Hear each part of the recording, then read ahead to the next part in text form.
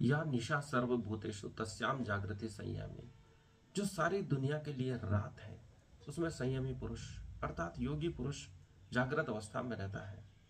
वह अपना कार्य करता है जिससे संसार का कल्याण हो सके, अपना कल्याण हो सके, समाज का कल्याण हो सके, पूरे विश्व का कल्याण हो सके।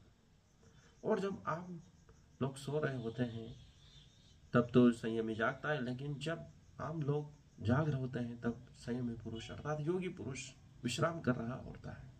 भगवान विष्णु की योग निद्रा को हम इन अर्थों में समझ सकते हैं कि सारा संसार जब जागृत अवस्था में है तब समाधिस्थ अवस्था में योग निद्रा में भगवान विष्णु है। वही अवस्था योगी पुरुष की होती है, संयमी पुरुष की होती है।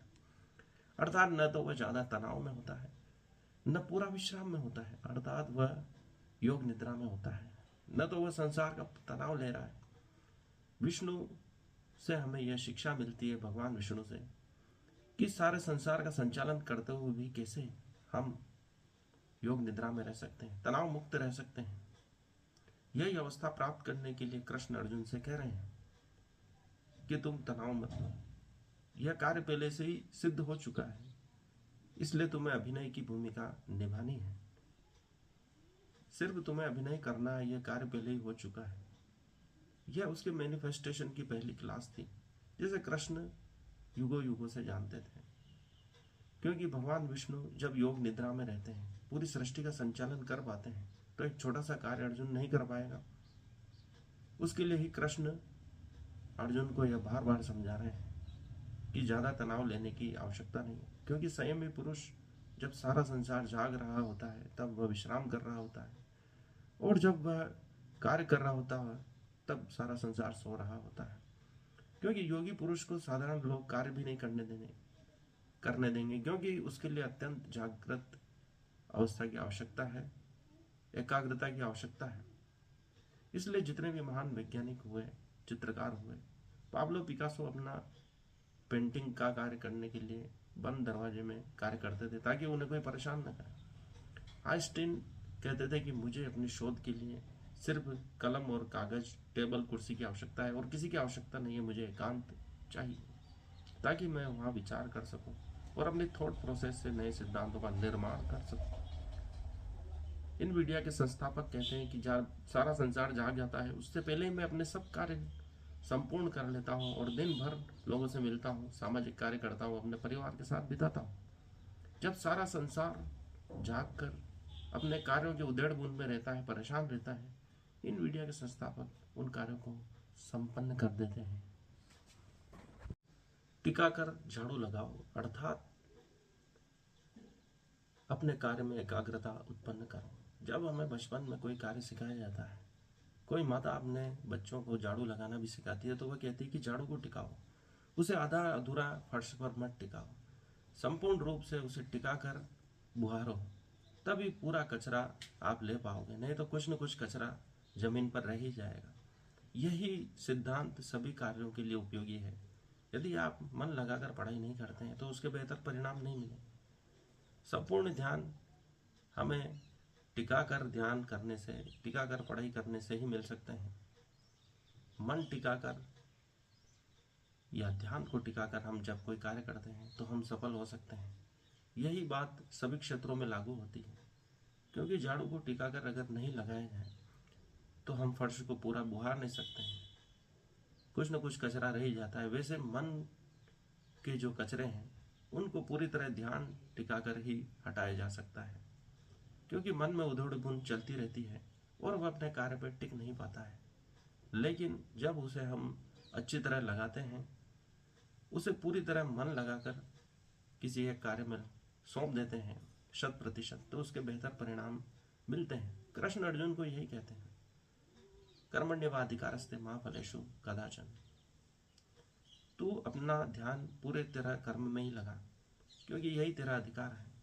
माँ फलेषु कदाचन, क्योंकि फल में तेरा कोई अधिकार नहीं है। यह बाहरी अवस्था है, बाहरी परिणामों पर, देश काल परिस्थिति आदि चीजों पर निर्भर करता है। लेकिन तू एक कार्य कर सकता है, वह अपना कर्म, उसको तू मन लगाकर कर सकता है, 100% एक जगह टिका कर सकता है। उसी की बात कृष्ण अर्जुन से बार बार कह रहे हैं। कि तेरा जो धर्म है क्षत्रिय धर्म है, कहीं और मन लगाएगा तो ध्यान टिक नहीं पाएगा। तू संन्यास मार्ग की ओर बढ़ रहा है, लेकिन यह तेरा स्वधर्म नहीं है। तेरा ध्यान जिसमें टिकता है वह क्षत्रिय धर्म है। उसी में 100% मन लगाकर, ध्यान को टिकाकर इस कार्य को ही कर। इसी से तुझे मोक्ष भी मिल जाएगा, तपस्या भी मिल जाएगा, ज्ञान भी मिल जाएगा, कर्म योग भी मिल जाएगा, सांख्य योग भी मिल जाएगा। इसलिए जितने भी योग शास्त्र के नियम हैं, सिद्धांत हैं, वह सभी को जोड़कर उनके क्षत्रिय धर्म से ही मिला देते हैं, ताकि अर्जुन का मन भटके नहीं। विभिन्न मार्गों से ले जाते हुए उसे अंततः क्षत्रिय धर्म की ओर ले जाते हैं, ताकि वह जहाँ जहाँ भी उसका मन भटक सकता है वहाँ दौड़ाकर पुनः उसे अपने मूल स्थान पर ले आना कृष्ण का यह प्रयास रहता है। लेकिन अर्जुन बार बार मन भटकाता है, लेकिन कृष्ण अपना विराट रूप दिखाकर संपूर्ण रूप से अर्जुन को अपने शरणागत कर लेते हैं, ताकि उसके मन में कोई भ्रम न रहे। वह यह न सोचे कि इसके अलावा भी कोई सत्य है। संपूर्ण सत्य को जानकर अर्जुन मोहित हो जाता है, बार बार मोह पड़ता है और अंततः विराट रूप को देखकर भी मोहग्रस्त हो जाता है और कहता है कि अपने चतुर्भुज रूप को ही दिखाइए, ताकि मैं भयाक्रांत जो हो रहा हूँ उससे मुक्ति मिले और आपके कोमल स्वरूप के दर्शन कर मैं पुनः धन्य हो जाऊं। अर्थात मनुष्य का स्वभाव है मोहित होना, क्योंकि मन बड़ा चंचल है। उसे बार बार टिकाना होता है, क्योंकि वह बार बार भटकेगा।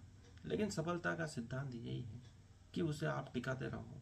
धीरे धीरे वह एकाग्र होता जाएगा और आप जिस कार्य को करना चाहते हैं उसी में उसका मन लगा रहेगा। यही सफलता का सिद्धांत है कि मन का स्वभाव है भटकना, लेकिन अपना कर्तव्य उसे वापस उसी कर्म पर टिकाए रखना। यही गीता का मूल सिद्धांत है। हम टिकाकर किसी कार्य को करते हैं, चाहे वह झाड़ू लगाना हो या कोई भी कार्य हो, यदि हम उसे संपूर्ण रूप से तन मन आत्मा को सौंप कर करते हैं तो वह सिद्ध होना संभव है, फिर असंभव कुछ भी नहीं है। आज के लिए इतना ही। इस वीडियो को लाइक करें, चैनल को सब्सक्राइब करें। धन्यवाद। या निशा सर्वभूतेषु तस्याम जागृति संयमी। जो सारी दुनिया के लिए रात है उसमें संयमी अर्थात योगी जागृत पुरुष जागता है। अर्थात जब सब सो रहे होते हैं तब योगी पुरुष अपना सब कार्य निपटा लेता है, और जब सब जाग रहे होते हैं तब योगी पुरुष सो रहा होता है। क्योंकि जो योगी पुरुष है, ऋषि है, उसको सामान्य संसारी पूरा कार्य करने नहीं देते हैं। यही कारण है कि योगी पुरुष रात को तो जगता है और दिन को सोता है। इस कहने का तात्पर्य है कि जब सामान्य लोग जाग रहे होते हैं तब योगी पुरुष विश्राम कर रहा होता है।